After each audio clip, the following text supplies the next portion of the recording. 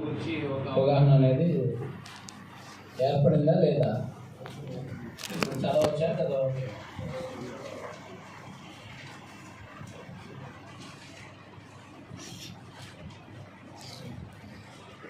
బాధల్లో ఉన్నప్పుడు చదివే కీర్తన చదవడం ద్వారా మనకి చాలా ఆదరణ కలుగుతూ ఉంటుంది.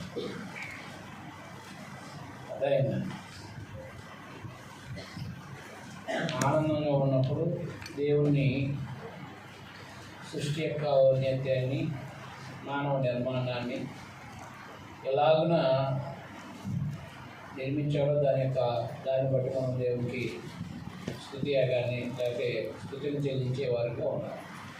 ప్రశంస, స్థుతించడం అంటే ప్రశంస. మొదటి కీర్తన. ఈ కీర్తనలన్నీ కూడా ఇలా వరుస క్రమంలో రాయబడలేదు, గుర్తుపెట్టుకోవాలి.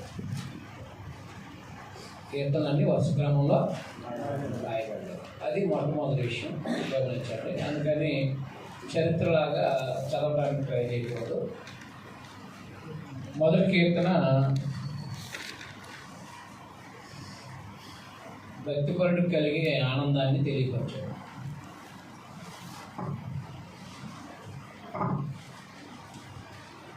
భక్తిపరుడికి కలిగే ఆనందం లేక ధన్యత.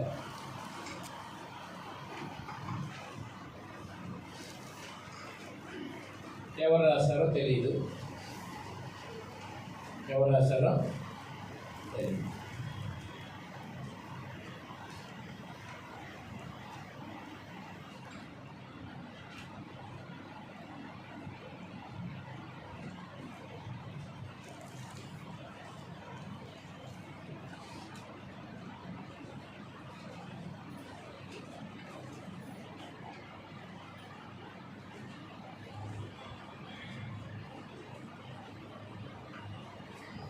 మొదటి వచనము లేకపోతే మొదటి లైను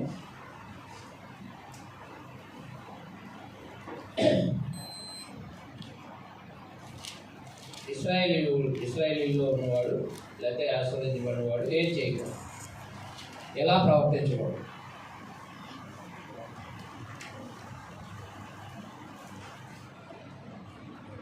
దుష్టులు ఆలోచన చెప్పిన నడవకూడదు, పాపుల మార్గాన నిలవకూడదు, అపహాస్కులు కూర్చుండే చోట్ల చేయకూడని పనులను చేయకూడని ఇశ్రాయేలీలో ఆశ్రయించబడిన ప్రజలు చేయకూడని పనులు ఏంటంటే చెడు యొక్క ఆలోచనలు చెప్పని నడవకూడదు. దుష్టులు చెడ్డ వాళ్ళ యొక్క ఆలోచనలు చెప్పని నడవకూడదు. పాపం చేసే వారి మార్గంలో నిలవకూడదు. మన యువపత్రిగా నేను చదువుకున్నప్పుడు భక్తిహీనుడితో సహవాసం చేసేవాడు దాని పరిస్థితులు ఎదుర్కొంటాడని ఎపిసోడ్ 4-5 చదవం, అవునా కదా? అందుకని దుష్టుడు ఆలోచన చెప్పని నడవకూడదు. చూడండి, వివాహం ఉంది, వివాహం క్రైస్తవ వివాహం, కానీ అది ఏ రోజున జరగాలో ఆలోచించిన ఎవరి దగ్గర? దుష్టుడి దగ్గర. ఎవరి దగ్గర? లోకంలో ఉన్నవాడు ఎవడో దుష్టుడు. మరి వివాహం ఆలోచన వాడిది. చూసారా? వివాహం క్రైస్తవం ఉందే, కానీ ఆలోచన ఏ రోజు జరపాలి, ఎలా జరపాలి, ఏం చేయాలి అనేది ఎంత ఆలోచన దుష్టుడు. నేడు మనం కూడా అలా ఉండకూడదని ఆనాడు ఇశ్రాయేలుకి కాదు, ఈనాడు మనం కూడా పాఠాన్ని తెలియజేస్తాం. పాపుల మార్గంలో నిలవకూడదు, అపహాస్కులు కూర్చున్న చోట్లలో కూర్చోకూడదు. కారణం అపహాస్యం అనేది దేవుడు అంగీకరించాడు. అందువల్ల అపహాస్యులు కూర్చుంటే చోట కూర్చోకూడదు. పాపులు, ఈ దుష్టులు వీళ్ళందరితో కలిసి తిరిగితే మనం కూడా సహవాసం అంటే దుష్ట సాంగత్యం మంచి నడవండి చేరిపేస్తుంది అనమాట. అందువల్ల చేయకూడని పనులు మొదటి లైను. రెండో లైను ఏం చేయాలి?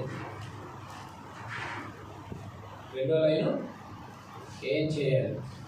యెహోవా ధర్మశాస్త్రం అంతా ఆనందించాలి. ముందు ముందు దేవుని యొక్క ధర్మశాస్త్రంలో దేవుని ధర్మశాస్త్రంలో ఆనందపడాలి. దేవుడిచ్చిన ధర్మశాస్త్రం యందు ఆనందపడాలి.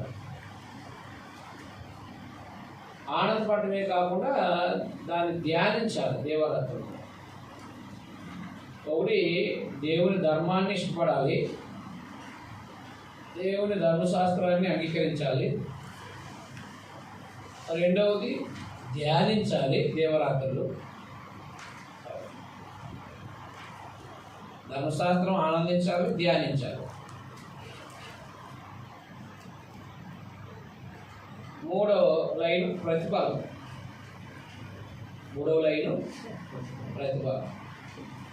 ఏంటి? ధర్మశాస్త్రాన్ని ధ్యానించేవాడు, చదివేవాడు, అందరిని ఆనందించేవాడు నీటి కాలువల వారం నాటబడినదై ఆకు వాడక తన కాలమందు ఫలమిచ్చు చెట్టు వలె ఉంటుంది. ఆకు వాడక తన కాలమందు ఫలమిచ్చు చెట్టు వలె ఉండునంటే ధర్మశాస్త్రాన్ని ధ్యానించేవాడు ఏం చేస్తాడంటే వాడు దేవుడు ఆశించిన ఫలాలు ఫలిస్తాడన్నమాట. సందేశం అందుతుంది కాబట్టి తన జీవితాన్ని మార్చుకొని దేవుడు ఆశించిన ఫలమును ఫలిస్తాడన్నమాట. క్రొత్త నిబంధనల ప్రకారంగా ఆత్మఫలం, అవునా? దేవుని గుణాలు, ఆత్మఫలాలు ఫలిస్తాడు. ఏది? క్రొత్త నిబంధనలు ధ్యానించి దాన్ని అనుసరిస్తే ఆత్మఫలాలు ఫలిస్తాడు, దేవుడు ఆశించిన ఫలాలు ఫలిస్తాడు. ఈ ఇశ్రాయేలీయులు ధర్మశాస్త్రాన్ని అనుసరిస్తే, ధ్యానిస్తే అతడు ఫలమిచ్చు చెట్టు వలె ఉంటాడు. ఫలమిచ్చు చెట్టు వలె. వలె అంటే ఏంటి? అలంకారం. వలె అంటే ఏంటి? అలంకారం, పోల్చడం. కాబట్టి ఫలమిచ్చు చెట్టు వలె ఉంటాడు అన్నమాట. అంటే ప్రయోజనకరమైన వాడు, దేవునికి ప్రయోజనకరమైన వాడుగా ఉంటాడు. అతను చేసేదంతా సఫలమవుతుంది. అది ప్రతిఫలం ఏంటి? ఒకటి ఫలమిచ్చే చెట్టు వల్లే ఉంటాడంటే సర్వసమృద్ధి అయిన స్థితిలో ఉంటాడు. రెండవది అక్కడ చేసేదంతా సఫలమవుతుంది. ధర్మశాస్త్ర ప్రకారంగా ధర్మశాస్త్రాన్ని అనుసరించి జీవించినప్పుడు దేవుడు అడిగినప్పుడు దేవుడు సహాయం చేస్తాడు. ఇప్పుడు దానియేలు ఉన్నాడు, ధర్మశాస్త్ర ప్రకారం బ్రతికాడు, ఆయన అడిగింది దేవుడు సఫలం చేశాడు, అవునా? అలా అన్నమాట. సఫలం అవుతుంది అన్నమాట. ఫలమిచ్చు చెట్టు వల్లే ఉంటాడు, చేసేదంతా సఫలమవుతుంది. 4వ లైన్.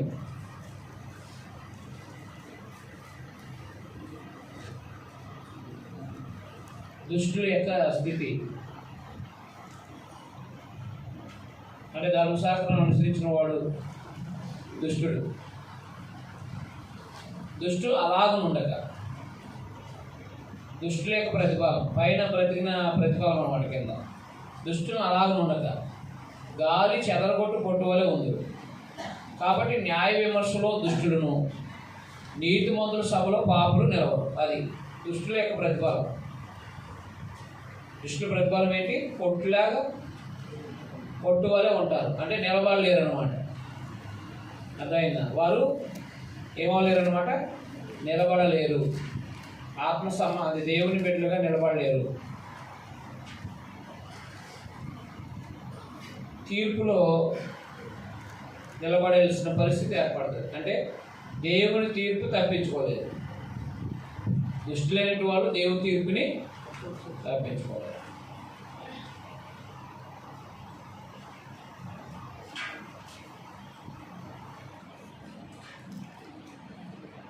ఆరో లైన్.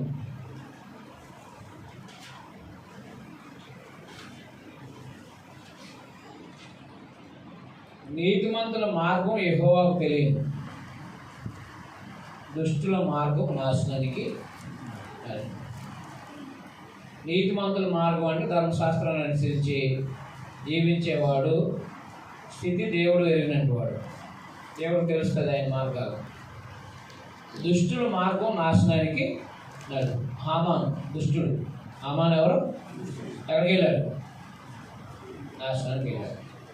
అందువల్ల మొదటి లైను, రెండవ లైను, మూడవ లైను, ఈ పద్యంలో లేకపోతే కీర్తనలో ఈ లైన్లో ఎక్కడి నుంచి ఎక్కడి వరకు ఏం చెప్పబడిందో మనం గ్రహించి ఆనాటి కాలంలో ప్రజలకి ఆపాదించి ఆ తర్వాత మనం కొత్త నిబంధన సంబంధించిన విషయాలు ఆ సూత్రాన్ని మాత్రమే తీసుకోవాలి.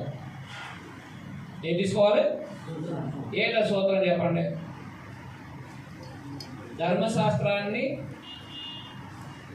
అంటే చెడును మన దుష్టుల ఆలోచన అంటే ఈ యొక్క దుష్టుల యొక్క ఆలోచన ప్రకారం మనం క్రైస్తువులు కూడా ఏమవ్వకూడదు, నడవకూడదు. రెండవది ధర్మశాస్త్రం, కొత్త నిబంధన.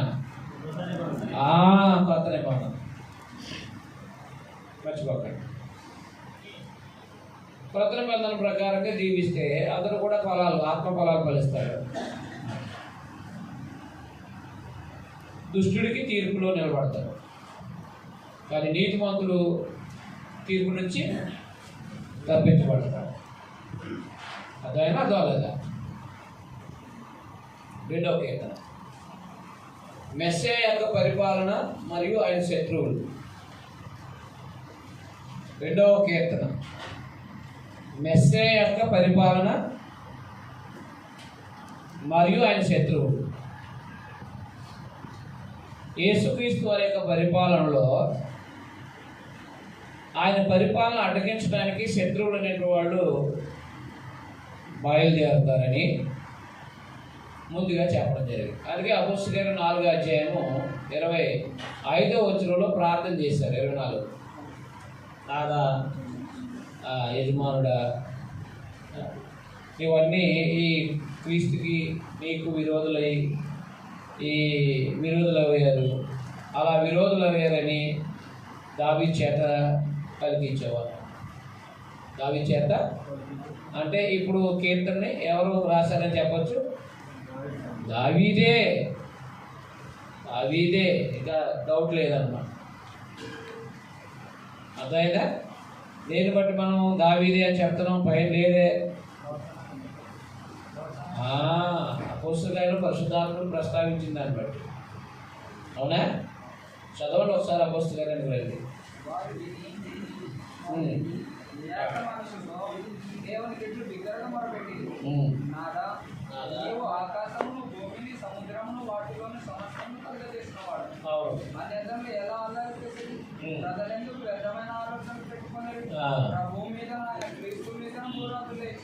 అధికారులు ఏకంగా కూడుకొని అని పరిశుద్ధాత్మ ద్వారా మా తండ్రియు నీ సేవకులనైనా దావీదు నోట కలిగించింది. అది కాబట్టి అక్కడ పరిశుద్ధాత్మను ప్రస్తావించిన దాన్ని బట్టి ఇక్కడ ఈ కీర్తన ఎవరు రాశారు?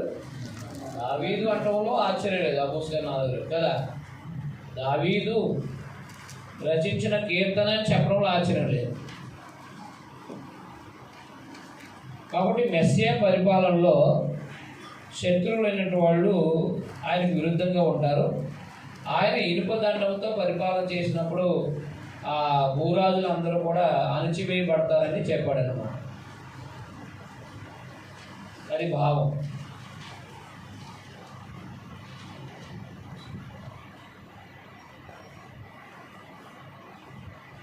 మొదటి లైన్ మెస్సియాకు విరోధంగా అన్ని జనులు రేగుట. మొదటి నుంచి 3 లైన్లు. మొదటి నుంచి 3 లైన్లో మెస్సియాకు విరోధముగా అన్ని జనులు రేగుట. చదవండి.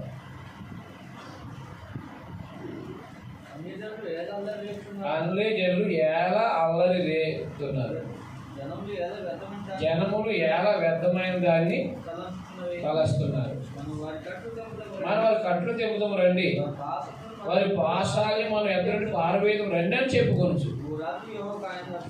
భూరాజులు యెహోవాకును ఆయన అభిషేక్తునికి విరోధంగా నిలబడుతున్నారు. భూరాజులు యెహోవాకు ఆయన అభిషేక్తునికి విరోధంగా నిలబడతారు. అభిషేక్తుడు ఎవరు? ప్రభువైన మెస్సియా, యేసుక్రీస్తు. ఈ అభిషేక్తుడు అని హెబ్రీలో ఉన్నప్పుడు మెస్సియా అని ఉంటుంది అన్నమాట. మెస్సియాహు అంటే అభిషేక్తుడు. మెస్సియా అంటే ఎవరు? అభిషేక్తుడు. కాబట్టి భూరాజులు యెహోవాకును ఆయన అభిషేక్తునికి అంటే ఆయన నియమించిన రాజుకి విరోధంగా నిలబడుతున్నారు. ఒకటి నుంచి ఒకటి రెండు మూడు లైన్లన్నీ కూడా ఏకీభవించి ఆలోచన చేస్తారు.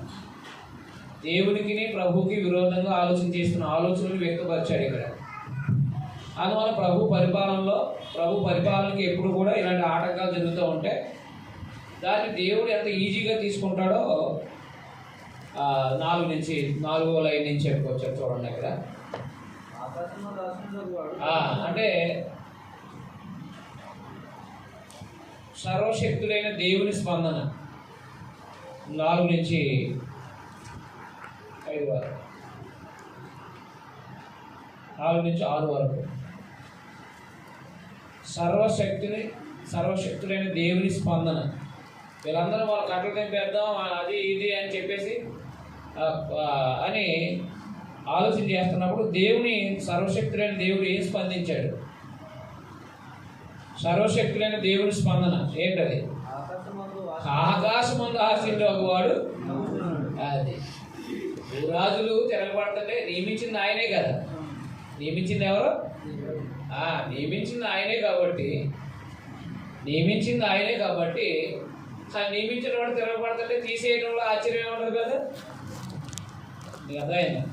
నియమించిన వాడు తిరగబడుతుంటే నియమించిన వాడి మీద తిరగబడుతుంటే నియమించిన వాడు తీసేయడంలో అతన్ని తీసేయడం పెద్ద సంగతి ఏముంది? కాబట్టి మన అందరూ తెలుసు రాజు నియమించి తోసివేశాడు. కాబట్టి దేవుడు నవ్వుతున్నాడంట. అలాగే దైవ కార్యక్రమాలకి ఆటంకాలని నేను అది చేస్తాను ఇది చేస్తాను నామరూపాలు లేకుండా చేస్తాను క్రైస్తవం అంటాడు అనుకోండి ఎవడైనా. మనకు కోపం వస్తుంది, దేవుడికి నవ్వు వస్తుంది. మనకు కోపం వస్తుంది, దేవుడికి నవ్వు వస్తుంది. ఆ దేవుడు నవ్వే విషయాల్లో మనం కూడా గ్రహించాలి. అప్పుడు దేవుడు నవ్వుతుంటే దేవుని బిడ్డలు కూడా ఏమవ్వాలి? నవ్వాలి. అంతేగాని నువ్వేం చేస్తావు నేనే చూసుకున్నా నేను లేకుండా చేస్తాను తెచ్చిపోయిందని అనుకో అనదు. ఆడికి పిచ్చొచ్చాను ఏంటి మొత్తం లేపేస్తానంటే నవ్వుతున్నాయి. ఆడికి పిచ్చొచ్చిందా నాకు పిచ్చొచ్చిందా? నేను అన్నా కాదా? ఇంకా దేవుని పిల్లలుగా సీరియస్ అవను. పెద్ద కేకలు బొట్టాగాడు మన మీద అని బాక్సింగ్ ఫైటర్ లాగా వచ్చేస్తుంటే ఏం చేస్తాం? రెక్కట్టుకుని అది ఇసిరేస్తాం అంతే. అంతేనా? అప్పుడు ఆడి మీద మనం ఏం కోపడతాం? ఆడి మీద ఏమి ఆయుధాలు తీరుతాం వాడికి ఆడి మీద, అవునా? కాబట్టి సర్వశక్తుడైనట్టు వాడి తరపున పనిచేస్తున్నప్పుడు అన్నవాడికి అధికారులు అదే ఆయన ఎవరో అది చేస్తాను ఇది చేస్తాను లేకుండా చేస్తాను ప్రయత్నం అంటున్నారు కదా వచ్చిన ప్రభుత్వాలు. ఏం చేస్తారో చూద్దాం, నవ్వుదాం అంతే. అంతేనా? ఏం చేయలేదు. క్రైస్తవాన్ని ఆపడం ఎవడతారో దించేస్తాడో లేకపోతే తీసేస్తాడు. రెండు జరిగితే తెలియదు ఆ విషయం మనకు తెలుసు. ఒకటి దించేయటమా, గద్దెలు దించేయటమా బబులోని రాజులాగా, లేకపోతే తీసేయటమా. అదే 7 రోజులు పరిపాలన అయింది, తీసేసాడు కదా. 7 రోజులే పరిపాలన. ఎన్ని రోజులు? 7 రోజులే. అది వచ్చినప్పుడు కేవలమా అంత ప్రయాసపడ్డాడో ఆ 7 రోజులు పరిపాలన. అలాగా అందుకే మనం ఎప్పుడు కూడా భూ సంబంధమైన పార్టీల మీద ఆశ్రయపడతాం. మన పరమ తండ్రి మీద ఆధారపడేవాళ్ళు ధైర్యంగా ఉండాలి. ప్రభు ద్వారా అర్థం చేయడమే తప్ప మనం ఎప్పుడు కూడా ఈ భూ సంబంధమైన వాటి మీద మనసు పెట్టుకోవాలి. దేవుడు కదా మనకి సహాయం చేసేది ఏదైనా. అందువల్ల ఆయన గద్దెలు తెంచాలన్నా లేకపోతే అసలు లేకుండా చేసేసే అంత సామర్థ్యం కలిగినటువంటి వాడు ఏదో కూడుకుని అది చేసేద్దాం ఇది చేసేద్దాం అని అనుకుంటుంటే రాజకీయ సంబంధమైన వాళ్ళు వాళ్ళ ఆలోచనల్ని బట్టి దేవుడు ఏమన్నాడంటే దేవుని స్పందన ఏంటి? మరి వాళ్ళు ఎలా అనుకున్నారు అలా అనుకున్నారు, మీ స్పందన ఏంటని అడిగినప్పుడు ఎప్పుడైనా మీరు ఏం చేయాలి? వాళ్ళు ఎదురుకుండా ఏం నవ్వుతున్నామేంటి? అంత సీరియస్గా అంత భయంకరంగా సీరియస్గా చెప్తుంటే నవ్వుతున్నాయంటే మన అనుకున్నవాడు ఎంత గొప్పవాడు అంత టేక్ ఈజీగా తీసుకోవాలి. కొంతమంది చెమట్లంటే ఎవడేమన్నా అంటే చెమట్లు పట్టేస్తాయి.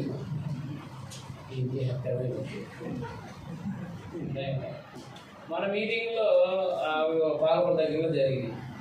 ఆయన ప్రారంభం అయింది అంటే మీటింగ్లు పెట్టడం ప్రారంభం. ఎస్సీ గారి దగ్గరికి వెళ్తే 144 సెక్షన్ ఉంది, 30 మంది కానీ 20 మంది కానీ ఉండకూడదు, ఉంటే మాత్రం ఆడుకుంటూ అన్నారంట. నాకు ఫోన్ చేశాడు, ఏంటి ఆపేద్దామని. ఏ రోజుని? స్టార్టింగ్ రోజుని, మంగళవారం స్టార్టింగ్ అయితే స్టార్టింగ్ ముందు రోజు. నేనేమన్నానంటే, నేను 15 సంవత్సరాలు దేవుని పని చేసుకుంటున్నాను కదా, మీరు పెట్టండి అయ్యే జరుగుతాయని చెప్పాను. ఎవరో వస్తే చూసుకుందాం అన్నాను. ఎవరు వస్తే నేనేమైనా డిఎస్పీనా? అర్థమైందా? డిఎస్పీనా అంటే ప్రార్థన. ఎక్కువ మంది జనం వచ్చారు. ఆయన ఊహించిన జనం వచ్చారు. 3 రోజులు కూడా అద్భుతంగా జరిగింది. కృపారావు గారు కూడా వచ్చారు. 3 రోజులు కూడా బాగా కీర్తన ద్వారా దేవుని స్థుతించారు, మమ్మల్ని ప్రోత్సహించారు. మీకు అర్థమైందా? అలాగా దైవ కార్యక్రమాల విషయంలో ఆ విశ్వాసం కలిగిన వారమే ఉండాలి. పని ఎవరిది? దేవుంది. అందువల్ల ఎందుకు ప్రభుత్వాలు భయపడడం? పర్మిషన్ తీసుకుంటాకి వెళ్ళాం, టూట్ అన్నాడు, సరే వచ్చేసి మన పని ఏదో మనం చేసుకుంటూ పోవాలి. వచ్చాం, దేవుడు పెట్టమన్నాడు, మరి మేము ఏం ఆపలేం కదండి దేవుడి పని అని చెప్పాలి. అంతే కదా, ఆయనే కదా పెట్టమన్నంట, అవునా కదా? దేవుడు పెట్టమన్నాడంటే మీరు అంతా ఆయన పెద్ద పనులు కదా, నేను ఈ మాట కింద ఆయన మాట వినాలి కదా చెప్పాలి. అప్పుడు ఆ టయాన్ని దేవుడు ఎవరిని మనకు వినియోగించాలో ఆ సమయాన్ని వినియోగిస్తాడు. మన ప్రభుత్వాన్ని గౌరవించడమే తప్ప ఆ సమయానికి దేవుడు ఏం చేయాలో అది చేస్తాడు. కాబట్టి నిర్ణయించిన పని మనం ఆఫ్ చేయకూడదు. అది చాలా మనకు సమస్య వచ్చి పడతాడు. పరమతండ్రి ఏం చేస్తున్నారంటే పూర్వజులు అందరూ ఏకీభవించి, ఏలికలు ఏకీభవించి ఆలోచన చేస్తున్నారంటే, ఏలికలే పరిపాలకులు అందరూ ఆలోచన చేస్తుంటే ఆయన ఏంటంటే ఆకాశం మంది ఉండి ఏం చేస్తున్నాడంటే నవ్వుతున్నాడంట. దేవుడు కోపడుతున్నాడు, దేవుడు నవ్వుతున్నాడు. దేవుడు నవ్వుతున్నాడంటే వీళ్ళు అంటున్నారు అనమాట. అధికారంగా ఉంది కదా, అధికారం ఉంటేనే కదా అది. బబులోను రాజుని ఏం చేశాడు ఆయన? గద్దెలు దించి గడ్డి మేయించాడు ఆయన, అవునా? 4 ప్రభువారిని చూసి అపహసించుచున్నాడు. ఆయన ఉగ్రుడై వారితో పలుకు, ప్రచండ కోపం చేత వారిని తలనెత్తి. నేను నా పరిశుద్ధ పర్వతం సీయోను మీద నా రాజును ఆశీనుగా చేశాను. అంతే, నేను నియమించాను అంతే. ఎవరు దానికి వ్యతిరేకం చేయలేదు. నేను నా పరిశుద్ధ పర్వతం సీయోను మీద నా రాజును ఆశీనుగా చేశాను అంటే సంఘంలో అదైన ఆత్మ సంబంధమైన సంఘంలో దేవుడు క్రీస్తుని రాజుగా నియమించాడు. అదైంది కాబట్టి నియమించాడు. కాబట్టి దేవుడు నియమించినటువంటి వాడి మీద తిరుగుబాటు ఎవరు చేయగలుగుతాడు? ఎవరో చేయలేదు. దేవుడు నియమించాడు. నా రాజుని ఆశీనుగా చేసి ఉన్నాను. నేను నా పరిశుద్ధ పర్వతం సీయోను మీద నా రాజును ఆశీనుగా చేసి ఉన్నాను. కట్టను నేను వివరించాను. యెహోవా నాకు ఇలా సెలవిచ్చాను, నీవు నా కుమారుడు, నేను నిన్ను కన్యను. ఎవరి గురించి? ప్రభు అయిన యేసుక్రీస్తు. నీవు నా కుమారుడు, నేను నిన్ను కన్యనని ప్రవచనంలో తెలియపరచు. అందువల్ల మూడో లైన్లో 7-9 వరకు కూడా, 3వ లైన్ 7-9 వరకు మెస్సియా యొక్క దైవిక సందేశాన్ని అప్పచెప్పడం అంటే రాజరికాన్ని అప్పచెప్పడం. మెస్సియాకు దేవుడు రాజరికాన్ని అప్పగించడం. మెస్సియాకు దేవుడు రాజరికాన్ని అప్పగించడం. మెస్సియాకు దేవుడు రాజరికాన్ని అప్పగించడం.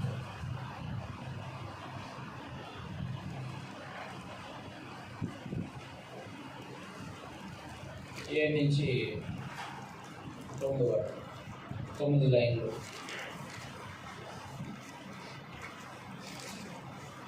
ఇది అపోస్తలుల 13 అధ్యాయంలో తెలియపరచాడు కదా ఆయన. అది అపోస్తలుల 36లోను, అపోస్తలుల 13 అధ్యాయంలో ఆ ప్రవచనం నెరవేర్చబడింది. మీరు సిలువ వేసి చేసిన దేవుడు ప్రభుగాను క్రీస్తుగాను నియమించాడు. అప్పుడు నెరవేర్చబడింది అన్నమాట. చాలా మందికి తెలియదు యేసు దేవుని కుమారుడు అంటే జగత్తు ముందే ఆయన కుమారుడు ఉన్నాడని కొంతమంది యేసు ప్రభుని కుమారుడుగా సృష్టించుకున్నాడని కొంతమంది ఇలాంటి ఎన్నో డాక్టరీన్స్ అనేవి వచ్చినాయి. ఆయనే ఈయనని అదో డాక్టరీన్ వచ్చింది. ఇలా నానా డాక్టరీన్లు వచ్చినాయి. బైబిల్ మీద సరైన అవగాహన లేకపోవడం. కాబట్టి దేవుని స్పందన ఏంటన్నమాట, అది దేవుడి స్పందన అంటే నవ్వడం. రెండోది మెస్సియాకు దేవుడు రాజరికాన్ని అప్పగించడం. 3:7-9. అందుకే నేను ఒక్కనే ఉన్నాను.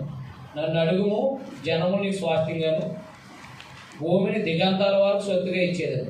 చూసారా, మొత్తం ప్రపంచం అంతా పరిపాలన ఎవరిది? ప్రభుదే. ఇనుపదండంతో వారు నలగొట్టేది అది. ప్రభు పరిపాలనలో ఈ భౌతికమైన రాజ్యాన్ని ఏం చేస్తారంటే ఆయన ఇనుపదండంతో అంటే బలమైన సాధనంతో నలగొడతాం.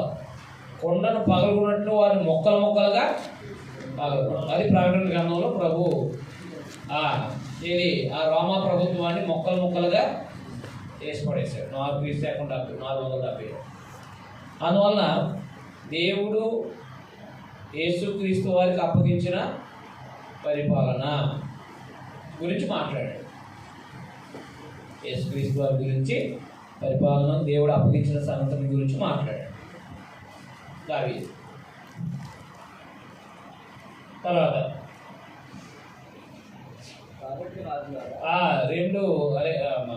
4 లైన్ 10 నుంచి 12. 10 నుంచి భూ సంబంధమైన పరిపాలకుల్ని గద్దించడం. భూ సంబంధమైన పరిపాలకుల్ని గద్దించడం ఎవరు? లేఖికులు అంటే రాసిన ఆయన దావీదు.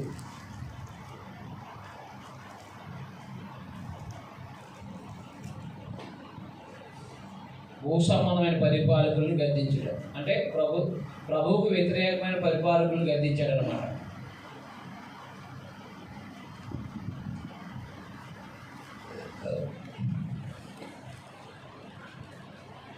కాబట్టి రాజులారా వివేకులై ఉండండి. ప్రభు పరిపాలన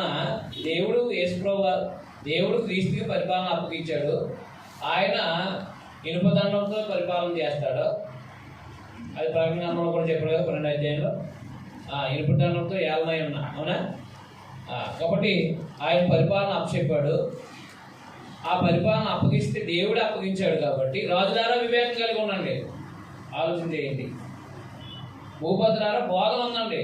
దేవుడే మెస్సియాకి అప్పగించాడు కదా, దేవుడే మెస్సియాకి పరిపాలన అప్పగించాడు. ఆయన పరిపాలన వ్యతిరేకంగా మాట్లాడతారంటే ఆలోచన చేయండి. భూపతులారా బోధన ఉందండి. భయభక్తులు కలిగి యెహోవాను సేవించండి. అది దేవుని భయభక్తులు కలిగి ఉండండి. వివేకంగా ఉండి గడగడ వణుకు సంతోషించాలి. వనకండి. దేవుడు నియమించిన పరిపాలకుడి, దేవుడు ఎవరినైతే నియమించాడో ఆయనకి ఏం చేయండి? వనకండి. దేవుని ఎలా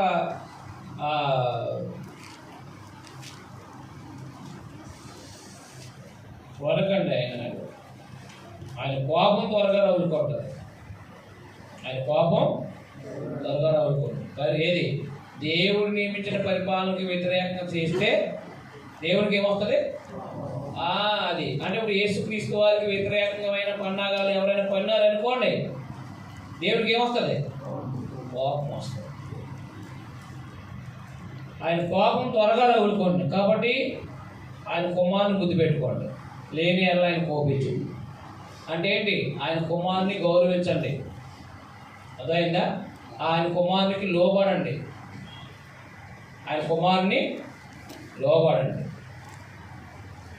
లేని ఎలా కోపించండి. అప్పుడు మీరు త్రోవ తప్పి నశించారు. అప్పుడు మీరు ఏమవుతారు అంటే ఏం చెప్పాడు 10 నుంచి 12 వరకు ఏం చెప్పాడు ఆయన? రాజులారా మీరు యెహోవా యందు భయభక్తులు కలిగి ఉండండి, లేదంటే ఆయన నిలబెట్టిన రాజుని గౌరవించండి, లేకపోతే దేవుడు కోపగిస్తాడు, మీరు నశించిపోతారు అని చెప్పాడు అనమాట. అర్థమైందా? ఆయన ఆశ్రయించే వారందరూ ధన్యులే. అంతేకాని ఆయన మీద తిరుగుబడే వారందరూ నశించిపోతారు, ఆశ్రయించే వాళ్ళందరూ సంతరిస్తారు. అది విషయం.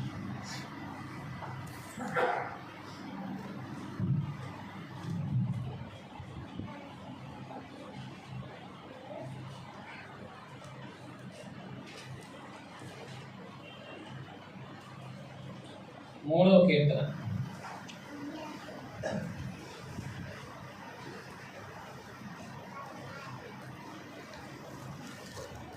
నేను పైన ఉన్నాయి నమ్మను,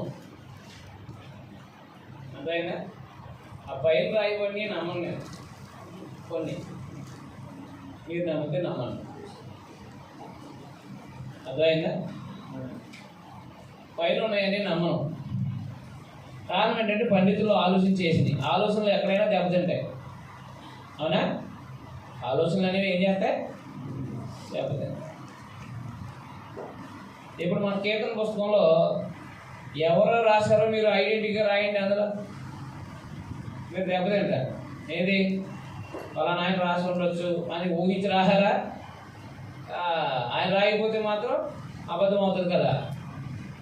పైన ఉన్నాయన్నీ కూడా కొన్నిసార్లు అంగీకరించలేము. కారణం ఏంటంటే అక్కడ ఒకసారి చూడండి, అబ్షలోము తన కుమారుని ఎదుటి నుండి పారిపోయినప్పుడు దావీదు రచించిన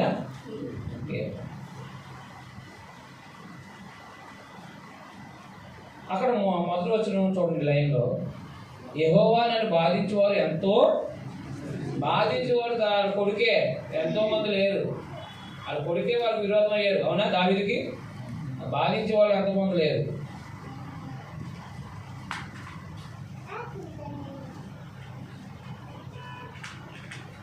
తర్వాత 7, యెహోవానేమో నా దేవా నన్ను రక్షింపు, నా శత్రువులందరి ఏళ్ళ దవడ ఎముక మీద కొట్టువాడు నీవే. తన కొడుకుని కాపాడమన్నాడు. తెలుసా లేదు మీకు? అబ్షలోముని యుద్ధానికి వెళ్ళేటప్పుడు యోవాబుతో ఏం చెప్పాడు? మీరు యుద్ధం చేస్తే చేశారులే, నా కుమారుడు మాత్రం అబ్షలోము మాత్రం చంపకుండా ఉన్నాడు. దావీదు చెప్పినా కానీ యోవాబు ఏం చేశాడు? 2 చెట్ల మీద అదే ఆ జుట్టు ఆ చెట్టుకి ఏలాంటి పడిపోతే గాడి ఎదురుకి వెళ్ళిపోయింది. ఒక ఆయన కొట్టమని నేను కొట్టను, దావీదు వద్దన్నాడు కదా, దావీదు వద్దని నేను ఊరుకుంటానని చెప్పేసి గుండె గురి తీసుకొట్టాడు యోవాబు, చచ్చిపోయాడు. కానీ దావీదు బాధపడ్డాడు. అందువల్ల దావీదు తన కొడుకు పట్ల జాలి పడ్డాడే, తన మీద తిరుగుబాటు చేసినా ఏమయ్యాడు? జాలి పడ్డాడే కానీ దుష్టుడిగా ఎంచలేదు. అర్థమైనా అర్థమలేదు. అందుకని నేను ఎంచలేను. ఒకవేళ మీరు ఏమైనా పైది ఏమైనా మీకు ఇష్టం అనమాట. మోసే చేసిన ప్రార్థన ఒకటి నాకు అనుమానం, అది నేను అంగీకరించలేను. కారణం ఏంటంటే పైన పరిశుద్ధాత్ముడు రాసినవి కాదు, పైన పరిశుద్ధాత్ముడు రాసినవి కాదు. కీర్తనలు అన్నీ పోగేసిన తర్వాత, అంటే కీర్తనలన్నీ సంకలనం ఒక చోట చేర్చిన తర్వాత అవన్నీ కూడా కొన్ని సందర్భాలను బట్టి ఆయన రాసుకుంటాడు అని రాసుకొచ్చారు. అందులో కొన్ని పరిస్థితులు ఇబ్బందిగా ఉండవచ్చు. రైట్. 3వ కీర్తన మనం దావీదు, ఎందుకంటే ఆయన రాజుగా పరిపాలన చేశాడు కాబట్టి దావీదు.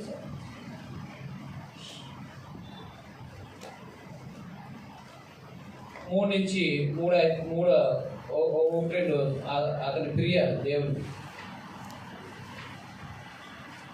అతని ఫిర్యాదు ఏంటి? ఏం ఫిర్యాదు చేశాడు ఆయన? అది ఏం విన్నపం చేసుకున్నాడు? 1-2 లైన్లో ఏం ఫిర్యాదు చేసుకున్నాడు దేవునికి? యెహోవా నన్ను బాధించేవారు ఎంతో విస్తరించున్నారు, ఎంతో విస్తరించారంట. నా మీదకు లేచేవారు అనేది. తర్వాత దేవుని వలన అతనికి రక్షణ ఏమీ దొరకదని నన్ను గూర్చి చెప్పువారు,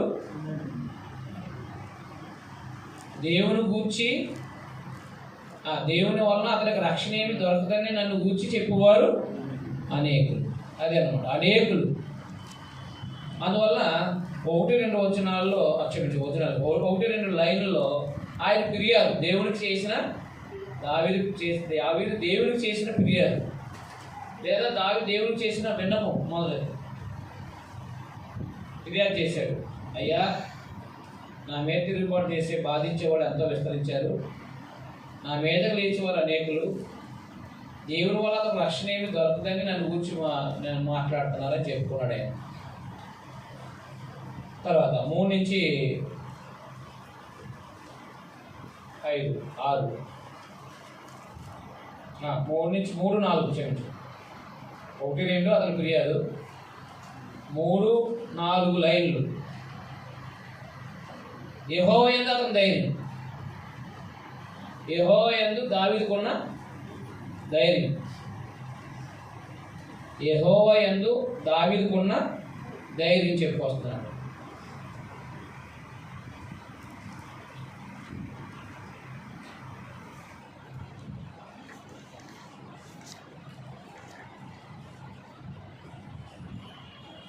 ఈ శల అని ఉంది కదా అక్కడ, అక్కడతో ఆ వినపం అయిపోయినట్లు లెక్క అనమాట.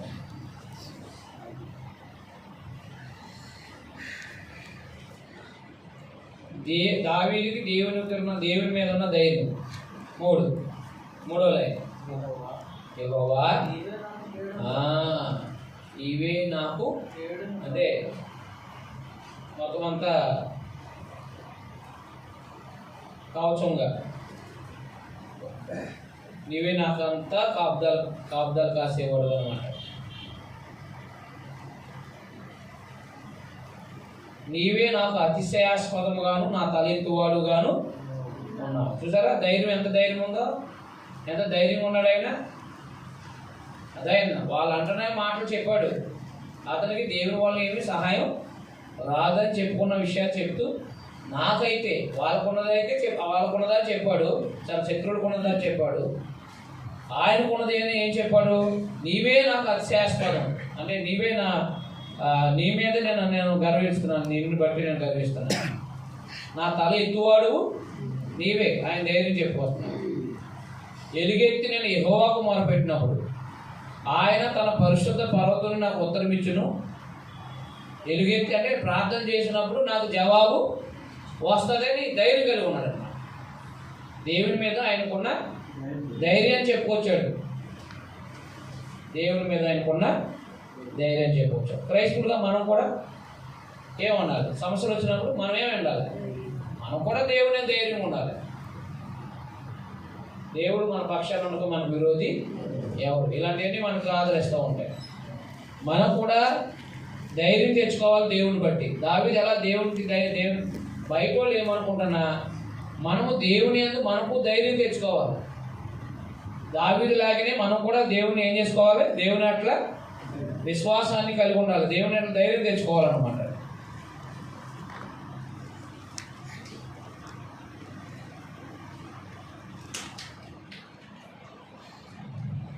యెహోవా నాకు ఆధారం, యెహోవా నాకు ఆధారం. తర్వాత 5-6లో, ఆ 5-6 లైన్లో చూడండి, దేవుని కాపుదల అతని భద్రత. అంటే ఆయనకి ఎలాంటి భద్రత కలిగి ఉంటాడో చెప్పుకొస్తున్నాడు. 5-6 క్షమించండి. అతను ధైర్యం చెప్పుకొచ్చాడు దేవుని పట్ల. 5-6లో ఆయన భద్రత గురించి మాట్లాడుకుంటున్నాడు. దేవుడు ఎలాగ ఆయనకి భద్రతను దయచేస్తాడో చెప్తున్నాడు. యెహోవా నాకు ఆధారము, యెహోవా నాకు ఆధారం కావున నేను పండుకొని నిద్రపోయి మేలుకొంటిని. అదైనా శత్రువులు వస్తున్నప్పుడు నేను పండుకొని నిద్రపోయి మేలుకొంటాను. 10,000 మంది దండెత్తి నా మీదకి వచ్చిన మోహరించిన నేను భయపడను. అంటే దేవుడి మీద ఉన్న అతని ధైర్యాన్ని బట్టి అతనికి ఎలాంటి కాపుదలు అనుగ్రహించబడతాదో చెప్పుకొచ్చాడు అన్నమాట. అతనికి ఎలాంటి కాపుదలు అనుగ్రహించబడుతుందో చెప్పుకోవచ్చు. విశ్వాసి ఎంత ధైర్యంగా ఉంటాడో చూడండి. దేవుని యందు విశ్వాస జీవితము ఎంత ధైర్యంగా ఉంటుందో ఆలోచించేయండి. భక్తిపరుడు దేవుని పట్ల ఎంత విశ్వాసం కలిగి ఉంటాడో ఆలోచన చేయండి. ఎంత ధైర్యం కలిగి ఉంటాడో ఆలోచన చేయండి. ఎలాంటి సహాయం వస్తుందో కూడా ఎరిగి ఉంటాడో ఆలోచన చేయండి. నేను పండుకొని నిద్రపోయి మేలుకొంటుని 10,000 మంది దండెత్తి నా మీదకి వచ్చి మోహరించిన నేను భయపడను. అది పాపం చేయలేనప్పుడు దేవుని మీద ఉన్న మనం అంత విశ్వాసం అన్నమాట. చాలామంది ఏం చేస్తున్నారంటే ఇప్పుడు పాడేరు వెళ్ళి వాళ్ళని డిసప్పాయింట్ చేస్తున్నారండి. మీకు తెలుసో లేదు, ఆయనకి అమెరికా సపోర్ట్ ఉందండి, ఆయన మీకు ఏమి ఇవ్వట్లేదా అంటారు. నేను భయపడలేదు, నాతో కూడా చెప్పాడు ఆయన. అవునా, నేను భయపడలేదు. ఎందుకు భయపడలేదు? దేవుని మీద ఉన్న విశ్వాసం, ఆయన పనిలో నన్ను ఉపయోగించుకుంటాడు. అది అబద్ధమైతే దాని అంతా అదే పోద్ది. నేనెందుకు రుజువులు చేసుకోవాలి? మీకు అర్థమైందా? అలాగా చాలా చోట్ల ఏం చేస్తూ ఉంటారంటే ఏదో ఒక బురద జరుగుతూ ఉంటారు. ఆ బురద వినపడుతుంది నాకు, నేనేం భయపడను, సీరియస్ అయిపోను. సీరియస్ ఫోన్ చేసి అన్నాను. ఏ అంటాడంటే సరే పనిలేరుడు ఎడుతాడు కదా, పని చేసేవాడిని చూసి పనిలేరుడు ఏం చేస్తాడు అంతే. అలా ఎడుతున్నవాడు మనం ఎందుకు భయపడిపోవాలి? ఏదో నిందేస్తూ ఉంటాడు. అవునా? దేవుని మీద ధైర్యం ఉన్నప్పుడు ఏమీ మనం భయపడక్కర్లేదు. మీకు అర్థమైందా? తర్వాత ఇప్పుడు నేను స్థానిక సంఘాల్లో ఆదివారమే, మిగతా రోజుల్లో పుడతనాథ కూడికి పెట్టినప్పుడే చేస్తాను.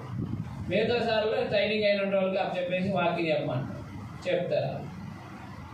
వాళ్ళు కూడా చెప్తాను ముందు ట్రైనింగ్లో, సంఘాన్ని కనుక పాడు చేసావా నీ బతుకు ఎందుకు పనికిరాదని చాలాసార్లు చెప్తాను. అది మైండ్లో ఎప్పుడు పనిచేస్తాను. అర్థమైనా అర్థమలేదు. కాబట్టి సంఘాన్ని పాడు చేస్తే దేవుడు ఎవరిని పాడు చేస్తాడు? వాళ్ళు పాడు చేస్తాడు. నేనెందుకు బాధపడుకోవాలి?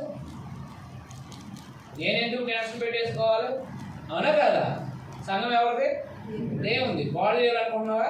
చెయ్యి, తర్వాత చూద్ది. ఆ పాడైపోయిన చూసి మిగతా వాళ్ళు ఏం చేస్తారు?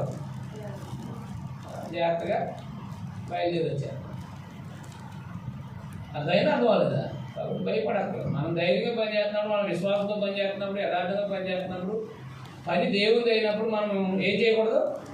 భయపడాల్సిన పని అది. కాబట్టి ఒక ఆయన మంగళవారం క్లాసు 50 మందిని తీసుకొచ్చి అలా చేస్తారు అన్నాడు ప్రారంభంలో. పని ఇది నాయన, నేను నిలబడతాను. 50 మంది కాదు కదా, ఒకరు కూడా రాలేదు. అంటే అలాంటి బెదిరింపులు ఉంటాయి మనకి పని ప్రారంభించేటప్పుడు. అనేక మందిని సువార్థికులుగా తయారు చేయాలనే మంచి ఆలోచన ఎప్పుడైతే చేసామో, దానికోసం ప్రయాసపడుతున్నామో, దానికి భిన్నంగా ఆ పనులు పాడు చేయడం కోసం అపవాది ఎన్నో రకాలుగా ప్రయత్నాలు చేస్తూ ఉంటాడు. అది మనల్ని హాని కలిగించేటట్టుగా ప్రయత్నాలు చేస్తాం. ధైర్యము తెలియకాలు అంటే మొండితనం అనుకుంటారు. దేవుని మీద ఉన్న ధైర్యం అదైనా అది ఏం చేస్తుందంటే బయటోడికి మొండితనంగా కనిపిస్తుంది. మొండితనం కాదు, దేవుని మీద ఉన్న ధైర్యం. అందుకే ఒక వీడియో చేశాను, ఎవరు చూస్తే ఎవడేం చేస్తాడని. అది అన్నిట్లోనూ ఫేస్బుక్లో అన్నిట్లో పెట్టేశాను, ఎవడేం చేస్తాడని. ఏమని? క్రైస్తవైన ఆపడం ఎవడతారో కాదని. భయం లేదు. ఎందుకు భయం లేదంటే భయపడాల్సిన అవసరం ఏముంది? సందేశం ఎదుర్కొన్నాం కదా. ప్రభుత్వాలు ఏమైపోయినాయి? ప్రపంచాన్ని పరిపాలించిన ప్రభుత్వం, రవి అస్తమించిన సామ్రాజ్యం రోమా ప్రభుత్వం ఏమైపోయింది? శకలాలు కూడా లేదు. అంతా 500 సంవత్సరాలు సుదీర్ఘంగా పరిపాలించిన ఆ ప్రభుత్వమే ప్రభు పరిపాలనకి వ్యతిరేకంగా జరిగించిన కార్యాలు బట్టి పతనమైపోయింది. ఏం లేదు, 5 years అల్పమైన వాళ్ళ, అంతేనా? సుధీర్ 500 సంవత్సరాలు బతకరు కదా ఇలా. మరెందుకు 5 ఇయర్స్కి మనం బెబ్బెబ్బెబ్బ అన్నాం. సరే ఎంత నయం ఇది? 5 సంవత్సరాల ఆయుస్సు. ఓకే, మనంతా నిత్యత్వం. అదేంటి నా పరిపాలన? నిత్యత్వ పరిపాలన. కోసం ఎందుకు భయపడాలి? వాళ్ళు బెదిరింపులు ఎందుకు భయపడాలి? ఏమయ్యా నిన్ను లేకుండా చేసేస్తానన్నాడు. నువ్వు నన్ను లేకుండా చేయాలని చూస్తే నిన్ను లేకుండా చేసేస్తాను. నిన్ను నియమించినోడే నన్ను నాకు ఇచ్చినోడు, భాగ్యం ఇచ్చినోడు. ఎలా ఉంటుంది పరిస్థితి? కాబట్టి ఈ డైలాగ్ వాళ్ళ దగ్గర మాట్లాడక్కల్లా, మనలో ఉంటే సరిపోద్ది. అర్థమైందా? అది మనలో ఆ ధైర్యం ఉంటే సరిపోద్ది. ధైర్యం ఉండాలి మనకు. ధైర్యం లేకపోతే మనం వేసుకోవడానికి అనాలి. ఎక్కువాలనుకుంటున్నాం, వెళ్ళించలేదంటే ఎందుకు వెళ్ళిపోవాలి? అర్థమైందా? సంఘంలో బతకపోతే వెళ్ళిపోండి, ఎందుకు వేస్ట్? ఆ వాక్యానుసారం బతకపోతే ఎందుకు? ఆత్మఫలాలు ఫలించలేనప్పుడు ఎందుకు? మన మీద టార్గెట్ చేయడంటే ఏమంటారు? డైలాగ్ వేయకుండా తప్ప ఏముంటుంది? వాళ్ళు ఫలించలేనట్టు వాళ్ళు ఏం చేస్తూ ఉంటారు? ఇంకొకరికి చెప్తూ ఉంటారు, మన కోసమే. ఇంతగా బాధ. ఒక ఆయన నాకు పనిచేసిన ఆయన నాకు తెలుసు అన్నమాట. ఒక 20 సంవత్సరాలు 10 సంవత్సరాలు నుంచి సంఘంలోకి వస్తున్నాను అనుకోండి. ఒక 5-6 సంవత్సరాలు ఏ సహనము, ఏ ప్రేమ, ఏ మంచి గుణము లేదనుకోండి. ఖాళీ చేశానైనా నీ పెట్టేటువంటి చదివే అంటారు. సంఘంలో చేరిపోవాలి. అదే సంఘం నీదా క్రీస్తు అంటారు కదా. పని చేస్తున్నాం నేను, ఆయనే ఫలాలు లేకపోతే వెళ్ళిపోమన్నప్పుడు నేనేం చేస్తాను? ఎందుకంటే నేను మిగతా వాడు కూడా ఫలించడం. అవునా? మిగతా వాడు కూడా ఏం చేయడు? ఫలించడు. కాబట్టి ఫలిస్తే ఉండండి, ఫలించకపోతే లేవడండి అంటే ఫలించేవారు ఉంటారు. ఎందుకు? మన జీవితకాలంలో కొద్దిమందినైనా క్రీస్తునందు సంపూర్ణంగా నిలబెట్టాలి. అవునా? కాబట్టి ఫలించాలి. అందుకని మనం ఎప్పుడైతే ఏం చేస్తూ ఉంటాం అంటే, బాబు మీరు ఉండాలి బాబు, మీరు లేకపోతే మా బతికే లేదన్నాం. అది ఎక్కడెక్కి కూర్చుంటాడు? ఎక్కడెక్కి కూర్చుంటాడు? మీరైతే కొండ మీద ఎక్కి కూర్చుంటాడు అంటారు, మేమైతే చెట్టు ఎక్కి కూర్చుంటాడు. ఎక్కడెక్కి కూర్చుంటాడు? నేనైతే అపోస్తుల బాధలో ఉంటే ఉన్నట్టు లేదా వెళ్ళిపోండి అంటాను. అపోస్తుల బాధలో ఉంటే ఉండండి, లేకపోతే నష్టం నాకు కాదు. ఎవరికి? నీకు.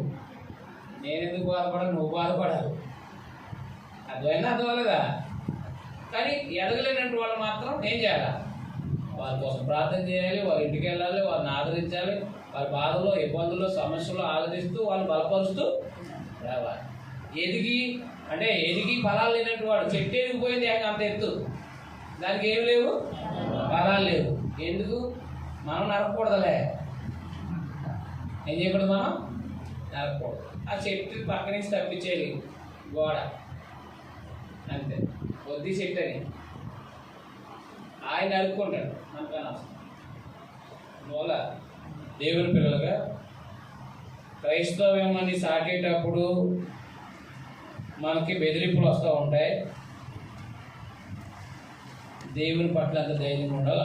ఇక అప్పుడు లేదా రాజులు మన మీద రాజులు కాదు, మన మీద ఎవరు శత్రువులు దండేస్తారు. అందువల్ల మనం ఆత్మ సంబంధం రాజులము, అయితే అపవాస సంబంధులు వ్యతిరేకులు అయి ఉంటారు. అప్పుడు మనం ఈ ధైర్యాన్ని, దావీదు కనపరిచిన ధైర్యాన్ని మనం కూడా కనపరచాలి. అలాంటి విశ్వాసం కలిగి ఉంటేనే కనపరుస్తాం సుమా. విశ్వాసం లేకపోతే మనకు ఆ ధైర్యం ఉండదు. తర్వాత 7-8 లైన్లు, 7-8 లైన్లో ఏం చెప్పాడు? రక్షణ కొరకైనా అతను ప్రార్థన, రక్షించమని ప్రార్థన చేశాడు దావీదు. శత్రువుల నుండి రక్షించమని ప్రార్థన చేశాడు. రక్షించమని ఆయన ఏం చేశాడు? ఆయన ప్రార్థన చేశాడు.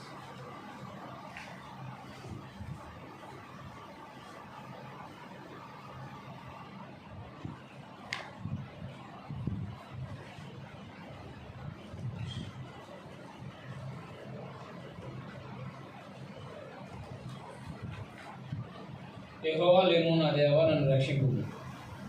నా శత్రువులందరినీ దవడేముఖ మీద కొట్టువాడు నీవే. దుష్టులు పొల్లు ఎరగొట్టువాడు నీవే.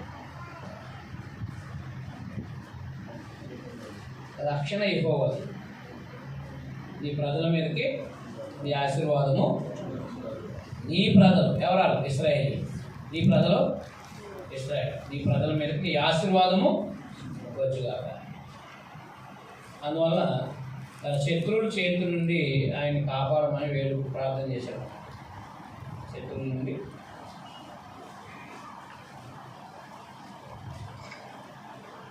కాబట్టి కీర్తన అంతా చదివిన తర్వాత భావం అర్థమైందా? అర్థం అవ్వలేదా? ఏమర్థమైంది? దావీదు శత్రువులు ఆయనకు వ్యతిరేకంగా ఆలోచన చేస్తున్నారు.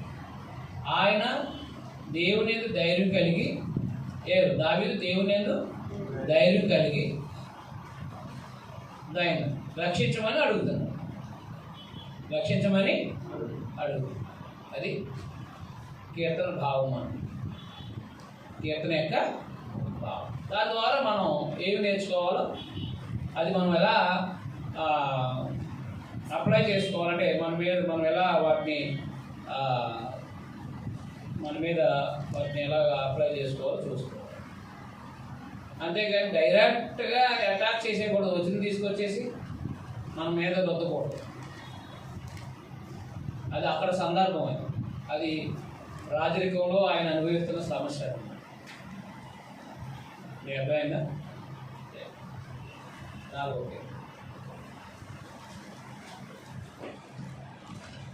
నాలుగో కీర్తన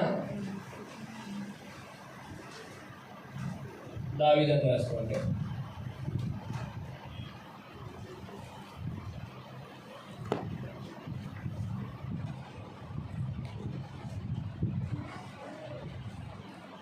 దేవుని యందు ఆయనకున్న విశ్వాసాన్ని గురించి వ్యక్తపరచడం. దేవుని యందు ఆయనకున్న విశ్వాసాన్ని వ్యక్తపరచడం.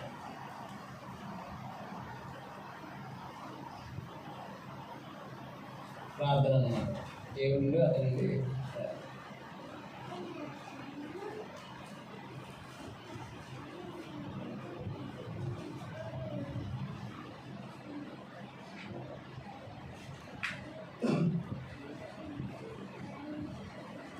నాలుగో ఒకటో దేవుడు అంటే 4 మొదటి లైన్లో దేవుడు తన మొర వినాలని కోరుకుంటున్నాడు, వ్యక్తపరుస్తున్నాడు. దేవుడు తన మొర వినాలని కోరుకుంటున్నాడు. 4వ చూడండి. నా నీతికి ఆధారమగు దేవా, నేను మొరపెట్టినప్పుడు నాకు ఉత్తరమేమో. ఇరుకులో నాకు విశాలత కలుగజేసిన వాడు నీవే. నన్ను కరుణించి నా ప్రార్థన అదన్నమాట. ఏమడుగుతున్నాడు ఆయన? 4:1 ఏమడుగుతున్నాడు ఆయన? తన మన వినాలని దేవుణ్ణి కోరుకుంటున్నాడు. తన మన వినాలని తను కోరుకుంటున్నాడు. 2 నుంచి 5 వరకు 5 వరకు రెండో లైను 2 నుంచి 5 లైన్ల వరకు 2 నుంచి 5 లైన్లో ఏం చెప్తున్నాడంటే తన శత్రువులు గద్దిస్తున్నాడు. తన శత్రువుల్ని గద్దిస్తున్నాడు. 2 నుంచి 5 వరకు కూడా 5 లైన్లలో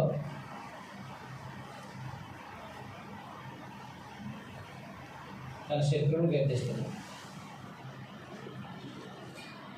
నరులారా, ఎంతకాలము నా గౌరవమును అవమానముగా మార్చారు. తన శత్రువులు గద్దిస్తారు. నరులారా, ఎంతకాలం నా గౌరవమును అవమానపరుగా మార్చారు. చూసారా?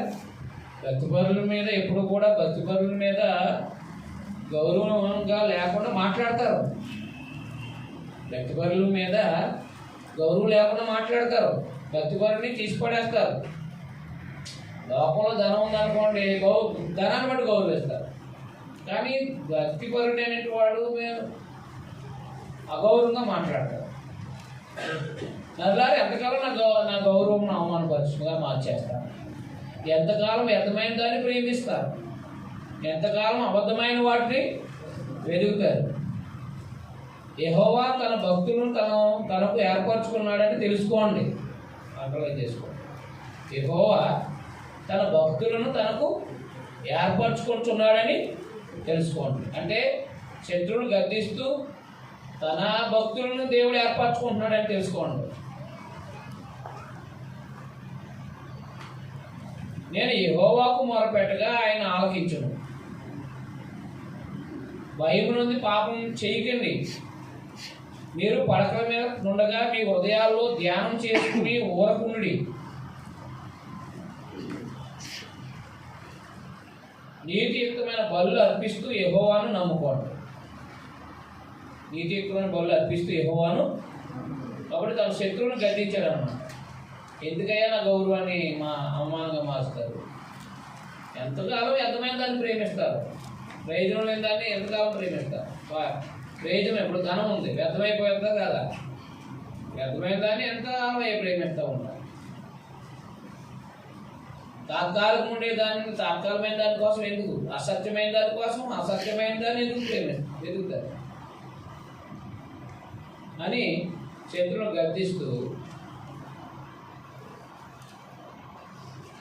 యెహోవాను నమ్ముకోండి. ఎవరు నమ్ముకోండి? యెహోవాను నమ్ముకోండి.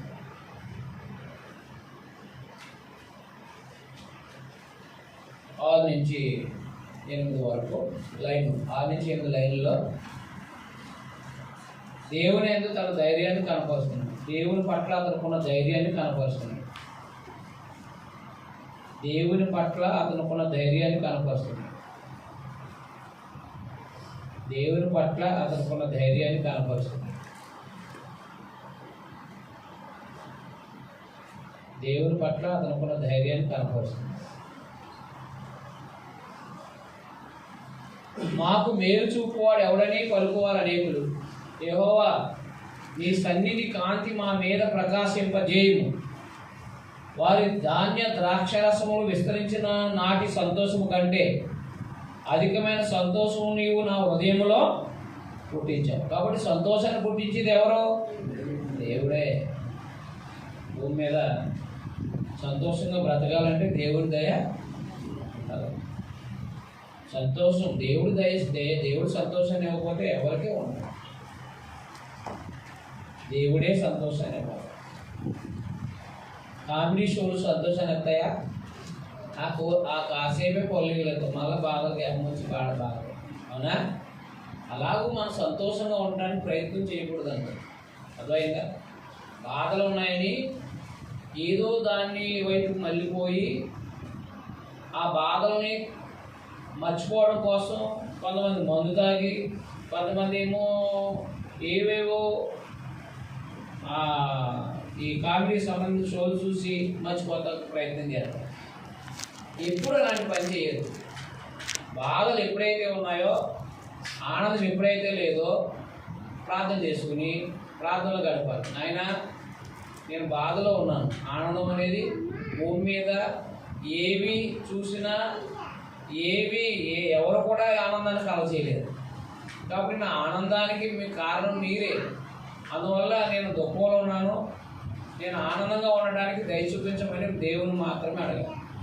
అదైనా ద్వారా మనం ఆనందాన్ని నెతడం కోసం ఏదో దాన్ని అంటే మనం ఎన్నుకుంటే కనుక అవి మనకు ఆనందాన్ని ఇవ్వాలి.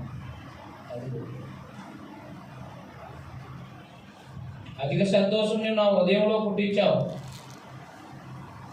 యెహోవా నెమ్మదితో పండుకొని నిద్రపోదును. అది దేవుడు సహాయం చేస్తే ఏమై ఉంటుంది మనకి అంటే దావీదు ఎంత ధైర్యంగా ఉన్నాడు చూడండి. నెమ్మదితో పండుకొని నిద్రపోదు. నేను ఒంటరిగా ఉండినను నీవే నన్ను సురక్షితంగా నివసింపజేయు. కాబట్టి నా ధైర్యం నీవే నాయన అంటున్నాడు. ఆ ధైర్యం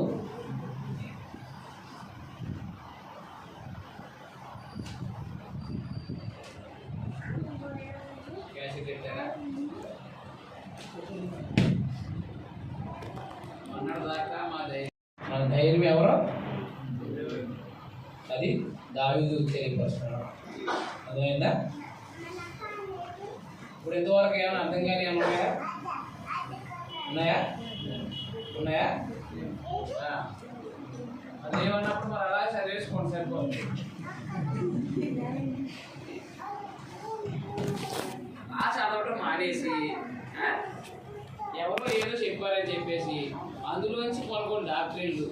పాపంలో పుట్టాను, పాపంలో పెరిగాను. అదో డాక్టర్. మనం పుట్టుకతో పాపం. అవునా? పుట్టుకతోనే అబద్ధాలు ఆడుతూ అంటే జన్మ ఇది అలా పాపం వచ్చేసింది. ఇలాంటి ఎన్నో రకమైన డాక్టర్లని తీసేసారు. అవునా? మనము డాక్టర్ని తీయడానికి చదవకూడదు.